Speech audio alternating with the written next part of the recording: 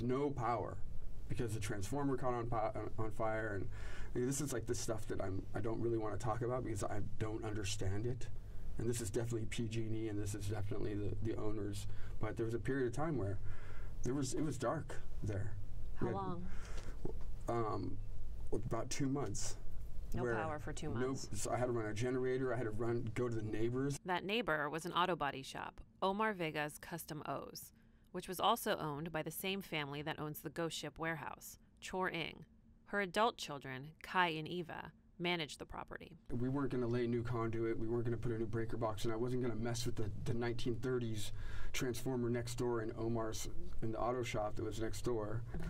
I wasn't going to mess with any of that, so I hired Jake Jacobs in the beginning. He came through, did what he could, put a new sub panel on our side. He did everything from our side, connecting to Omar's the best we could. But that still doesn't give us power. The power comes into the building and drops right there into Omar's auto shop. So somehow a transformer magically appeared and was installed by Ben Cannon with the permission of the landlord. This is like 100% fact. This is 100% illegal. A transformer to that magnitude has to be signed off by a city inspector and a PG&E inspector. 2 Investigates obtained documents that show there was an electrical fire at the warehouse in 2014. According to an invoice, a transformer was doused. 911 was never called, and thousands of dollars in repairs was needed. 3 buildings were run on a single transformer that was, quote, severely and catastrophically overloading. Almena says he repeatedly asked the Ings to fix various safety issues. Then we go to the landlord, and you saw those emails, and we're describing, like, it has to be stable, like not as is in it constantly degrading.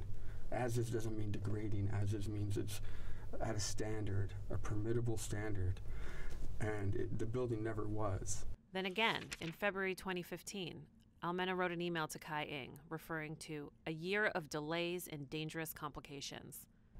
Kai wrote back saying, the electrical infrastructure was made very clear before your lease began, and I will not be reimbursing you. The public perception is that you independently made changes to this space that made it dangerous.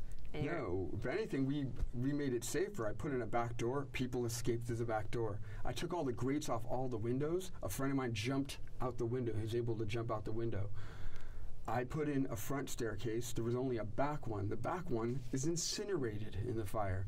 The front one, they said my pallet staircase that I built, it was a true form that I purchased, and we did to spec, right? And we styled it in a way the last few feet were to pull gear. All of the sound systems had wheels on them. Like, I knew, we were designing it for a cause and for people. That, when you look at the photographs after the fire, that staircase is the only thing standing. Everything is gone, and it's like a hand reaching out. People could still come down that was, and so I built something awesome. It was amazing. I saved lives by putting that staircase in. Because legally, I rented the building with one staircase in the back. Okay, cool. I rented it. I said I'm going to have events. I had an event. People came up the stairs that they gave me. If I didn't have my staircase, everyone would have died, supposedly.